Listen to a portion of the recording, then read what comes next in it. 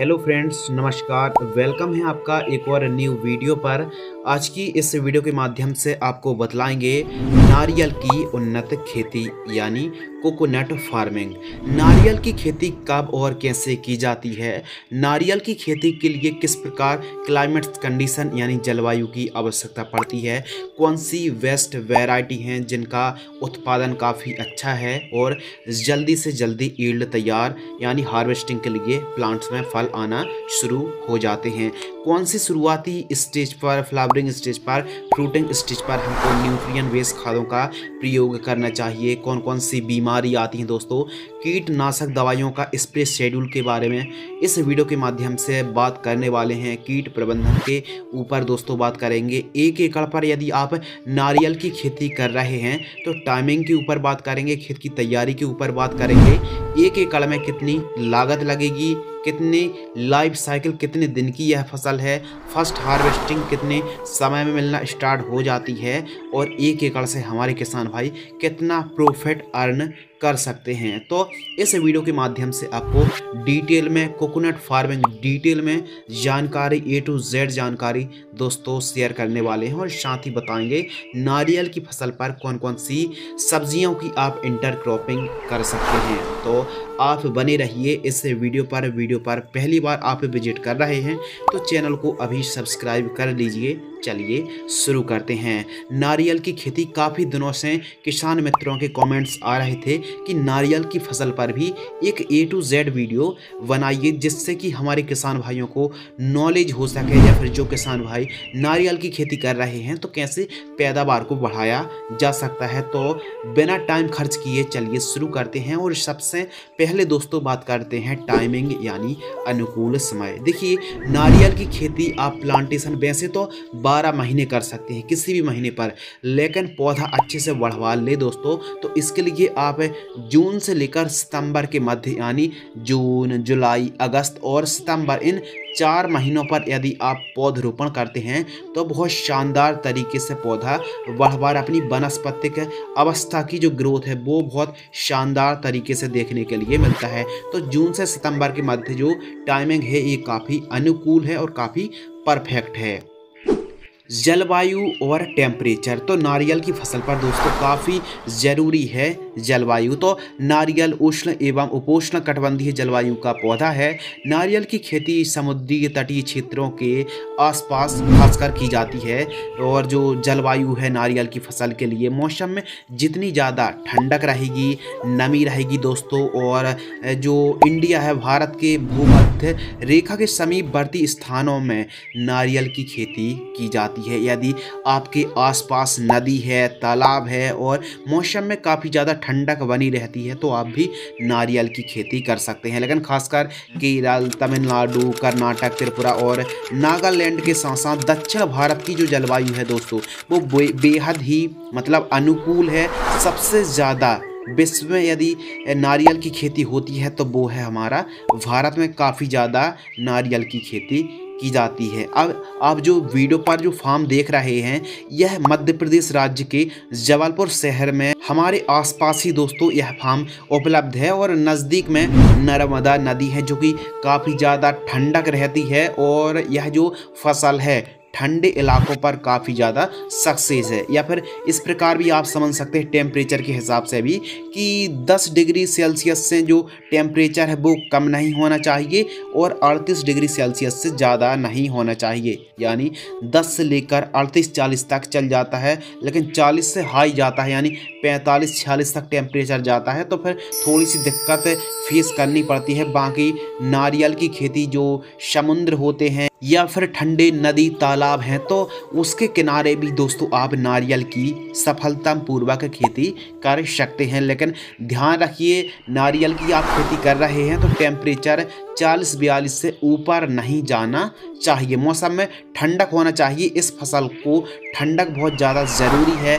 मौसम में जितनी ज़्यादा नमी रहेगी, मॉइस्चर रहेगा, उतनी ही अच्छी यह फसल दोस्तों बढ़वार लेती है। यदि दोस्तों आपने नारियल की खेती कर ली और अनुकूल जलवायु नहीं है तो फसल तो हो जाएगी, लेकिन फसल में एकदम पीलापन नज़र आएगा और उतनी अच्छी उपज देखने के लिए नहीं मिलेगी। तो नारियल की आप खेती करें तो स्पेशल जलवायु पर विशेष ध्यान आपको रखना चाहिए। भूमि और खेत की तैयारी, यदि आप नारियल की खेती करते हैं तो वैसे तो आप नारियल की खेती वैसे सभी प्रकार की मिट्टी पर खेती कर सकते हैं, चाहे वाली दोमट हो, काली दोमट हो, पीली भूमि हो, सैंडी सॉइल हो, तो सभी प्रकार की सॉइल पर आप खेती कर सकते हैं। लेकिन खासकर पथरीली और कम उपजाऊ भूमि पर या फिर जल भराव वाली भूमि पर आपको कतई नारियल की खेती नहीं करना है।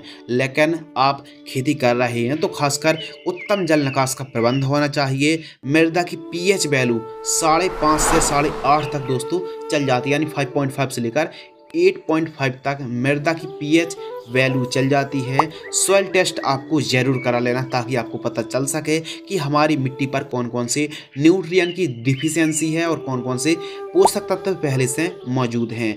अनुकूल जलवायु में ही आपको खेती करना है। यदि जलवायु अनुकूल है तभी आपको नारियल की खेती करना है, वरना कोई भी ज़रूरत नहीं है। यदि आप खेती कर भी लेंगे तो पैदावार नहीं निकाल पाएंगे। उत्तम जल निकास का प्रबंध होना दोस्तों बहुत ज़्यादा ज़रूरी है। एवं दोस्तों आपको खेत की तैयारी किस प्रकार करना है, क्योंकि काफ़ी ज़्यादा इम्पोर्टेंट है। तो आपको एक बार गहराई में चलने वाले जैसे तोता हल है या फिर प्लाऊ से आपको पहली प्लोविंग यानी जुताई कराना है। उसके बाद आपको हैरो की मदद से मिट्टी को दोस्तों ठीक तरीके से भुरभुरी करा लेना है। मिट्टी जितनी ज़्यादा भुरभुरी रहेगी उतना ही हमको बेड बनाने में आसानी होगी। यदि 7.5-8 से पीएच वैल्यू मृदा की अधिक है तो 50 किलोग्राम सल्फर, यानी जिप्सम में सल्फर भी होता है, तो 50 किलोग्राम जिप्सम जब खेत की तैयारी कर रहे हो तो उस समय दोस्तों आप प्रयोग कर सकते हैं।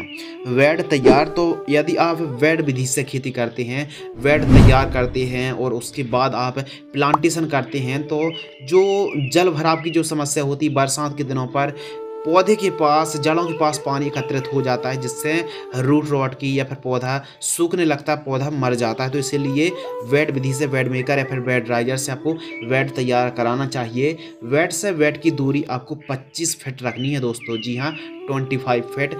और वेड की चौड़ाई 3 फीट, वेड की ऊंचाई आपको 1.5 से 2 फीट आपको रखनी चाहिए। उन्नतशील किस्में, इस वीडियो के माध्यम से हम आपको उन्हीं वैरायटी के बारे में बतलाने वाले हैं दोस्तों जो कि हमारे भारत पर सबसे ज़्यादा, चाहे दक्षिण भारत हो, सबसे ज़्यादा इन्हीं वैरायटी को लगाया जाता है। तो जो नारियल है यानी कोकोनट वैरायटी है दोस्तों 3 प्रकार की होती है। एक तो टाल वैरायटी होती हैं, इसके अलावा डॉर्फ वैरायटी होती हैं और हाइब्रिड वैरायटी होती हैं। टॉल वैरायटी है दोस्तों, तो टॉल वैरायटी प्रमुख रूप से ईस्ट कोस्ट की टॉल के नाम से आती है, लक्षद्वीप के नाम से आती है दोस्तों। इसके अलावा अंडमान के नाम से आती है, लगुना के नाम से आती है, शन रवन के नाम से आती है। डॉर्फ वैरायटी के ऊपर बात करें तो चौघाट डॉर्फ ग्रीन के नाम से आती है, डॉर्फ ऑरेंज के नाम से आती है, मलायन डॉर्फ के नाम से आती है। और वहीं हाइब्रिड वैरायटी के ऊपर बात करें तो TND और DNT के नाम से वैरायटी आती हैं। तो इस वीडियो के माध्यम से हमने आपको जो वैरायटी बताई काफ़ी अच्छा उत्पादन देने वाली किस्में हैं, पहली बात। दूसरी बात, जैसी आपके एरिया की जलवायु है उस हिसाब से आपको वैरायटी का सिलेक्शन करना चाहिए। ऐसा नहीं है कि टमाटर की खेती आप कर रहे हैं, बैगन की खेती कर रहे हैं, कहीं भी खेती आपने लगा दी, हार्वेस्टिंग मिलना शुरू हो गई और काफ़ी अच्छी पैदावार निकाल सकते हैं। लेकिन नारियल की जो फसल है इसके लिए जलवायु काफ़ी ज़्यादा मैटर करती है, काफ़ी ज़्यादा प्रभावित करती है। तो जलवायु अनुकूल होना बहुत ही ज़रूरी है और जैसी जलवायु है उस हिसाब से आपको वैरायटी का सिलेक्शन करना चाहिए। प्रति एकड़ प्लांट्स, यदि आप 1 एकड़ पर पौधरोपण करते हैं दोस्तों तो आपको 70 से 80 पौधे आपको लगने वाले हैं 1 एकड़ में। पौधों को आप दोस्तों किसी भी ट्रस्टेबल नर्सरी से परचेज कर सकते हैं या फिर कोई ऐसा व्यापारी हो जो कि जेन्युइन हो और काफ़ी विश्वसनीय व्यक्ति हो तो वहाँ से भी आप वैरायटी को परचेज कर सकते हैं। बेसल डोज, जब आप प्लांटेशन करेंगे तो उस समय आपको कौन कौन सी खादों का प्रयोग करना है, तो प्रमुख रूप से SSP उर्वरक खाद 100 किलोग्राम पाउडर फॉर्म वाली सिंगल सुपर फॉस्फेट, डीएपी खाद 100 kilogram, MOP muriate of potash 25 KG, गोबर की खाद दोस्तों आपको जरूर प्रयोग करना है 6 से 8 ट्रॉली, सरसों की खली 5 क्विंटल। इन सभी को मिक्स करके जब आप प्लांटेशन करें उस समय आपको प्रयोग करना चाहिए। प्लांट डिस्टेंस, तो आपको कितनी दूरी पर पौधरोपण करना चाहिए। पौधे से पौधे की दूरी आपको 20 फीट रखनी है और लाइन से लाइन की दूरी 25 फीट रखनी है। जी हाँ दोस्तों, आपको पंक्ति से पंक्ति यानी लाइन से लाइन की दूरी 25 फीट और पौधे से पौधे की दूरी 20 फीट आपको रखनी चाहिए। यह डिस्टेंस काफ़ी अनुकूल है, उचित है और बढ़िया डिस्टेंस है। यदि आप 25 बाई 20 पर पौधरोपण करते हैं तो 1 एकड़ में 70 से 80 पौधे की आवश्यकता पड़ने वाली है। आप अल्ट्रा हाई डेंसिटी पर नारियल की खेती ना करें, यानी जो हमने डिस्टेंस बताया है यह डिस्टेंस काफ़ी अनुकूल है। मल्चिंग पेपर के ऊपर दोस्तों बात करते हैं तो आप 30 माइक्रोन का मल्चिंग पेपर लगा सकते हैं। इससे खरपतवार नहीं उगते हैं। स्टार्टिंग के दिनों पर खासकर मल्चिंग पेपर यदि आप इस्तेमाल करते हैं तो स्टार्टिंग के दिनों पर खरपतवार नहीं उगते हैं। 30 माइक्रोन का मल्चिंग पेपर काफ़ी बढ़िया है। और यदि बात करें ड्रिप एरीगेशन के बारे में तो आपको 20 mm ड्रिपर जो बटन वाली आती है उसको आप इंस्टॉल करा सकते हैं। इस प्रकार आपको पौधे की चारों साइड आपको ड्रिप बिछानी है ताकि पौधे के सभी भागों पर जो जड़ हैं, रूट जोन है, ठीक तरीके से मॉइस्चर हो सके और पर्याप्त मात्रा पर सिंचाई नमी होना बहुत ही ज़्यादा दोस्तों ज़रूरी है। तो 20 mm बटन वाली आप ड्रिप को लगवा सकते हैं। पौधरोपण यानी प्लांटेशन, यदि आप नारियल की प्लांटेशन कर रहे हैं तो सबसे पहले अपनी फील्ड पर जो आपने बेड दोस्तों बनवाई हैं वहाँ पर आपको 3 फीट गहरा और 3 फीट चौड़ा आपको गड्ढा खोद लेना है और 30 दिन की कम से कम 30 दिन की तेज़ धूप लगाना है। जो मिट्टी निकली है 30 दिन की तेज़ धूप लगाना है जिसमें हार्मफुल इंसेक्ट फंगस कंट्रोल हो जाएंगे। उसके बाद दोस्तों आपको एक एक पौधे की पौधरोपण करना है। जो खाद हमने डोज बताया उन सभी को 1 एकड़ में इस्तेमाल करना है और आधी मिट्टी में आधा कॉम्बिनेशन को मिक्स करके एक एक पौधे की पहले आपको सिंचाई करना है और एक एक पौधे की आपको पौधरोपण करना चाहिए। पौधा एकदम सीधा होना चाहिए दोस्तों और ठीक तरीके से आपको मिट्टी से फिल कर देना है और विशेष रूप से आपको सिंचाई पर खासा ध्यान रखना चाहिए। इरिगेशन के ऊपर बात करते हैं यानी सिंचाई। तो नारियल की फसल पर देखिए दोस्तों बहुत ज़्यादा सिंचाई की आवश्यकता होती है, यानी असिंचित भूमि है तो आप नारियल की खेती ना करें। सिंचाई आप ड्रिप से खेती कर सकते हैं, यानी ड्रिप से सिंचाई कर सकते हैं, फ्लैट एरीगेशन से, क्यारी विधि से, स्प्रिंकलर से भी सिंचाई कर सकते हैं। लेकिन दोस्तों आपको ये मानना है कि आप ड्रिप लगवाइए 20 mm ड्रिपर बटन वाली, या फिर आप फ्लैट एरीगेशन से भी सिंचाई कर सकते हैं। ड्रिप एरीगेशन सबसे बेस्ट ऑप्शन है। रेन पाइप, रेन गन से भी सिंचाई की जाती है।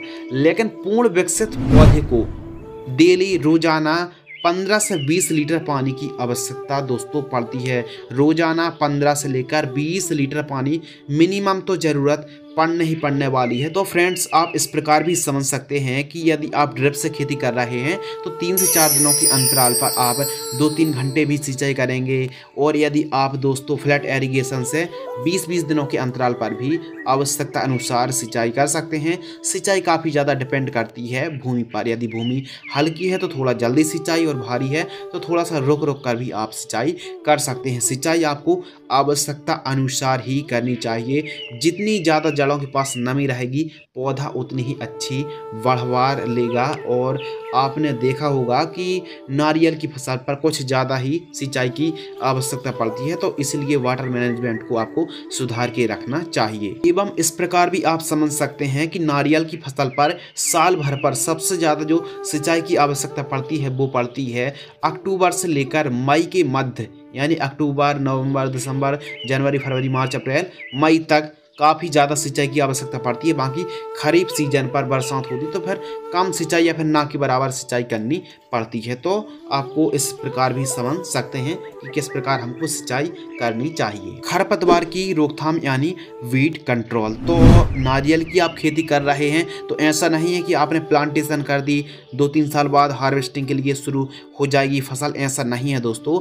उसके लिए आपको काफ़ी समय लगता है। तो इस बीच में जब तक हमारी नारियल की फसल फसल ग्रोथ लेगी, बढ़वा लेगी। हम इंटरक्रॉपिंग भी कर सकते हैं, जिससे फसलों को, हरी सब्जियों को उगा सकते हैं, जिससे दोस्तों होगा क्या कि खरपतवार नहीं उगेगा। बाकी निराई गुड़ाई तो आपको विशेष रूप से प्रॉपर आपको निराई गुड़ाई कराते रहना है। खरपतवार मुक्त फसल रखेंगे, जितनी ज़्यादा साफ सफाई रखेंगे उतनी ही अच्छी हमको पैदावार देखने के लिए मिलेगी, उतनी ही अच्छी बढ़वार देखने के लिए मिलेगी। अनुकूल राज्यों के ऊपर बात करते हैं तो केरल, तमिलनाडु, कर्नाटक, आंध्र प्रदेश, असम, त्रिपुरा, मिजोरम, नागालैंड काफ़ी ज़्यादा दोस्तों फेमस है। अब तो मध्य प्रदेश है, महाराष्ट्र है, उत्तर प्रदेश पर भी नारियल की खेती के जो मतलब दायरा है वो काफ़ी ज़्यादा बढ़ता जा रहा है। तो इन राज्यों की जो क्लाइमेट्स कंडीशन है वो बहुत ज़्यादा नारियल की फसल के लिए अनुकूल है। इंटरक्रॉपिंग यानी फसलों के बीच में, यानी जो स्पेस है, आपने नारियल की खेती करी लेकिन जो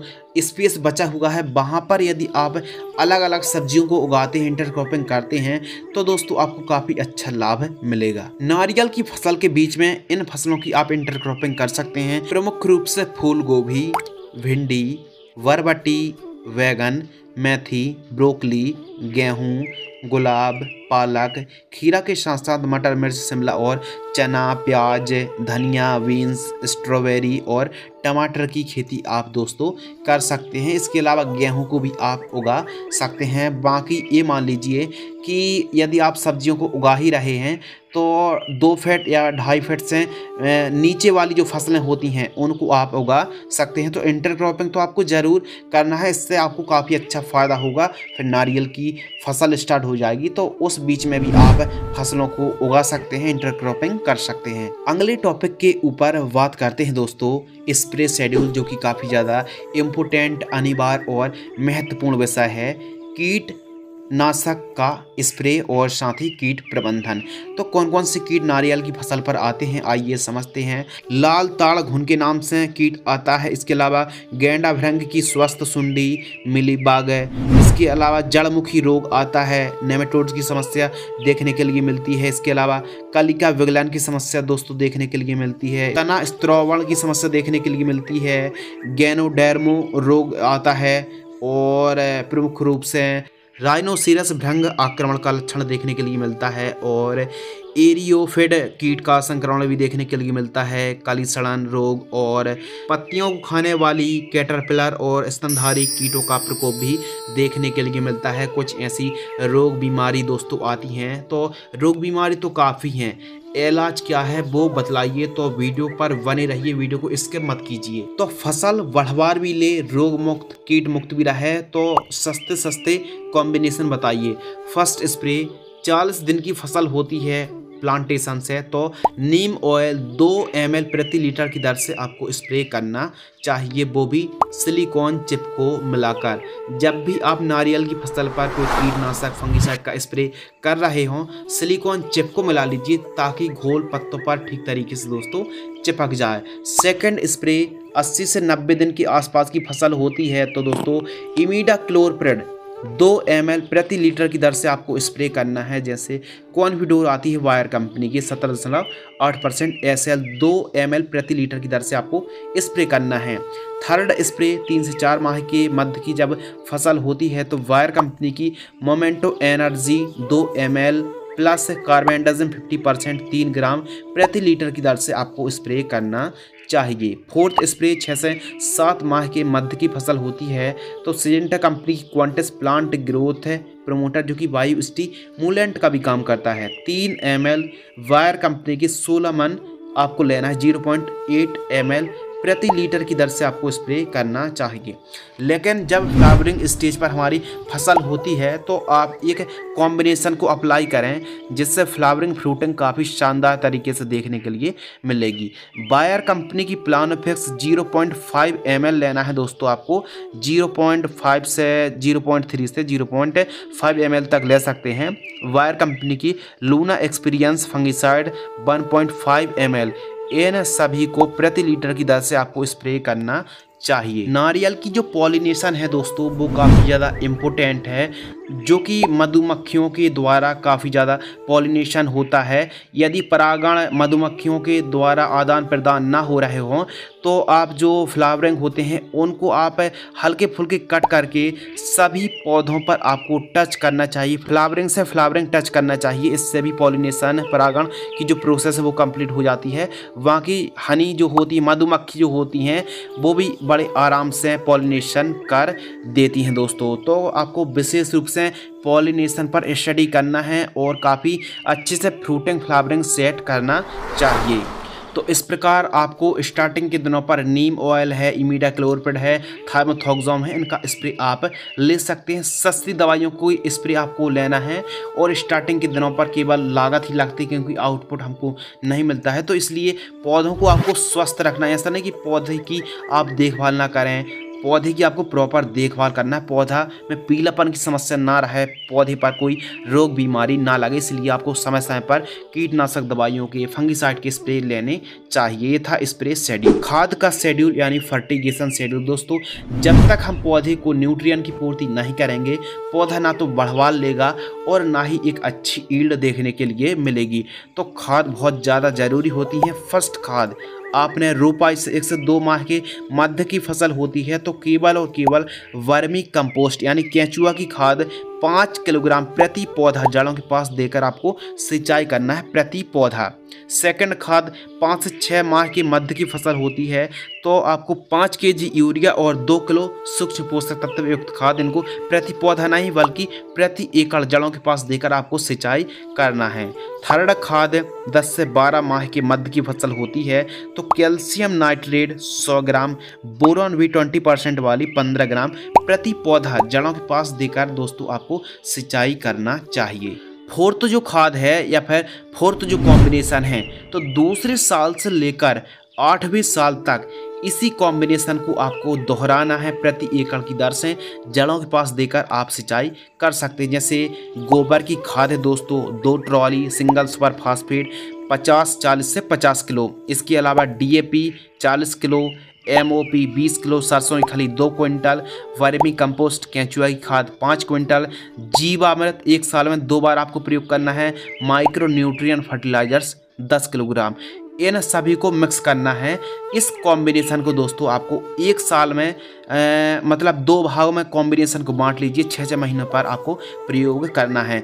इस कॉम्बिनेशन को फिर अगले साल फिर इसी क्वांटिटी पर सबको आपको इकट्ठा करना है और आधा आपको अभी, फिर आधा 6 महीने बाद, 1 साल में 2 बार। तो इसी कॉम्बिनेशन को आपको दूसरे साल से लेकर 8वें साल तक दोहराना है। पर जैसे जैसे पोषक तत्वों की कमी होगी, डिफिशियंसी होगी, उस हिसाब से हमको न्यूट्रिएंट की पूर्ति करना चाहिए।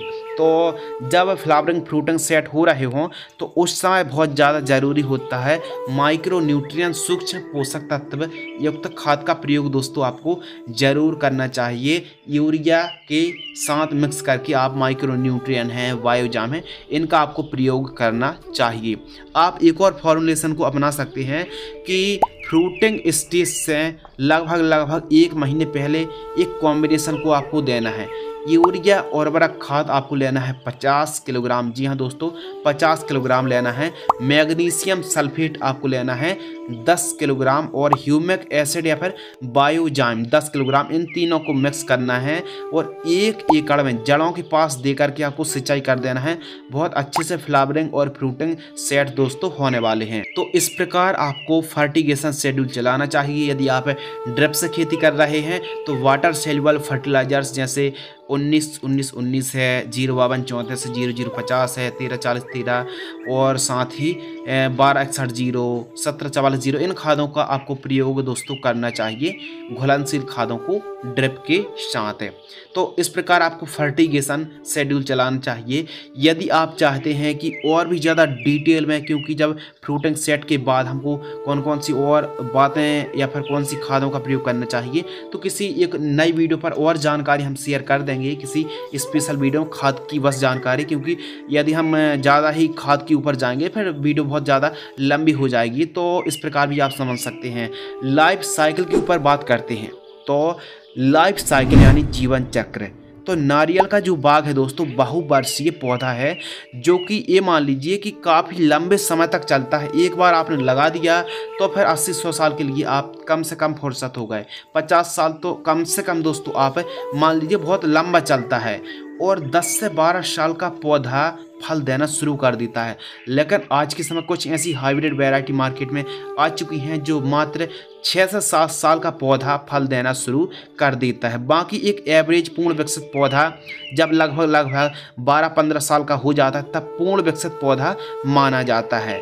प्लांट रेट के ऊपर बात करें तो जो हमने आपको वैरायटी के नाम दोस्तों बतलाए हैं, मार्केट से परचेज करते हैं या फिर किसी भी ट्रस्टेबल या व्यापारी से नर्सरी से पौधे खरीदते हैं तो प्रति पौधा 100 से लेकर 150 रुपये के आसपास प्रति पौधा हमको कीमत देखने के लिए दोस्तों मिलने वाली है। और आपके आसपास क्या कीमत पौधे की चल रही है कमेंट सेक्शन में ज़रूर बताएं। बाजार भाव के ऊपर दोस्तों हम बात करते हैं, बाजार भाव यानी मार्केटिंग रेट। तो कच्चे नारियल की जो कीमत अभी चल रही है वो चल रही है 48 यानी 4,800 रुपये क्विंटल, 4800 रुपये क्विंटल के आसपास की कीमतें हमको देखने के लिए मिल रही हैं। तो अपनी उपज को, अपने उत्पादन को, जो भी अपनी ईल्ड निकली है दोस्तों, उसको आप किसी भी व्यापारी को बेच सकते हैं। कच्चे माल को आप बिक्री कर सकते हैं। लोकल मंडियों पर भी आप नारियल की बिक्री कर सकते हैं। उत्पादन के ऊपर दोस्तों बात करते हैं तो प्रति पौधा 150 से 200 फल, मिनिमम 150 और मैक्सिमम 200-250 फल तक हमको एक पौधे पर मिलते हैं दोस्तों। तो इस प्रकार आप समझ लीजिए कि एक एवरेज 200 फल हम मान लेते हैं। लागत के ऊपर दोस्तों बात करते हैं तो 1 एकड़ में नारियल की फसल पर 80,000 रुपये से लेकर 1 लाख, मिनिमम मान लीजिए 1 लाख रुपये तो आपको लागत लगने ही लगने वाली। फिर जैसे जैसे पौधा बढ़ता जाएगा उस प्रकार लागत भी दोस्तों बढ़ सकती है, लेकिन काफ़ी अच्छा मुनाफा, काफ़ी मोटा प्रॉफिट भी आप इस फसल से दोस्तों निकाल सकते हैं। मुनाफा के ऊपर बात करते हैं प्लस नेट प्रॉफिट। यदि हमारे किसान भाई 1 एकड़ पर नारियल की खेती करते हैं तो कितना मुनाफा होगा, कितना आप कमाई कर सकते हैं। तो ये मान लीजिए कि दोस्तों एक पौधे से 200 फल ही हमको मिलते हैं और हम 80 पौधे लगा रहे हैं तो 16,000 फल यानी 160 कुंटल तो आप दोस्तों मान ही सकते हैं। तो 160 कुंटल और हमको 4800 रुपये कुंटल का ही रेट मिल गया। 160 में हम 4800 का इंटू कर देंगे तो 7,68,000 रुपये हमारा जो फर्स्ट हार्वेस्टिंग जब होगी तो 7,68,000 रुपये हमारा मुनाफा आ गया। मुनाफा में से लागत घटा देंगे, 7,68,000 में हम लागत घटा देंगे 1 लाख, तो नेट प्रॉफिट दोस्तों हमारा आ जाएगा 6,68,000 रुपये हमारा नेट प्रॉफिट है। अब दोस्तों इसका मतलब ये नहीं है कि जो लागत है हर साल आपको 1-1.5 लाख लगेगी, नहीं दोस्तों। यह तो पौधे हमने परचेज किए, प्लांटेशन, बेसल डोज, वेड तैयार करी और बहुत सारे जो नारियल की फसल पर स्टार्टिंग पर जो कार्य होते हैं उन पर हमारा पैसा लग जाता है। ड्रिप है, मल्चिंग है और बहुत सारे कृषि संबंधित कार्य करने पड़ते हैं जिससे लागत बढ़ जाती है। लेकिन इसका मतलब ये कतई नहीं है, बिल्कुल नहीं है कि हर साल 1-1.5 लाख रुपए हमारी लागत लगेगी, नहीं दोस्तों। आपको जैसे हार्वेस्टिंग का खर्च आता है और निराई गुड़ाई, न्यूट्रिएंट स्प्रे, बस कुछ गिने चुने ही स्प्रे हमको करने पड़ते हैं।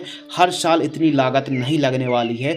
तो कहने का मतलब ये है कि जैसे हमारा पौधा पूर्ण विकसित हो गया उसके बाद जब हार्वेस्टिंग चालू हो जाएगी तो जैसे जैसे, ऐसा नहीं कि एकदम से उत्पादन अच्छा मिल गया, धीरे धीरे स्टार्ट होगा। पहले कुछ पौधों पर फल लगेंगे, फिर उसके बाद धीरे धीरे वृद्धि होती जाएगी और जैसे जैसे दोस्तों उत्पादन बढ़ता जाएगा हमारे किसान भाइयों को एक अच्छा प्रॉफिट भी मिलना शुरू हो जाएगा। और जब पूर्ण विकसित पौधा हो जाएगा तो ये मान लीजिए आप नारियल यानी कोकोनट फार्मिंग से भी काफ़ी अच्छा हाई रेवेन्यू अर्न कर सकते हैं। वहाँ की जब तक हार्वेस्टिंग नारियल की फसल से नहीं हो रही है तब तक आप हरी सब्जियों को इंटरक्रॉपिंग करें, साफ सफाई बनाए रखें और समय समय पर सिंचाई करें, खाद का प्रयोग करें दोस्तों, तो आप नारियल की खेती से भी काफ़ी अच्छी मोटी कमाई दोस्तों कर सकते हैं। उम्मीद करते हैं दोस्तों इस वीडियो से आपको कुछ नया, नॉलेजेबल, इंटरेस्टिंग सीखने के लिए ज़रूर मिला होगा। और हाँ, आप जैसे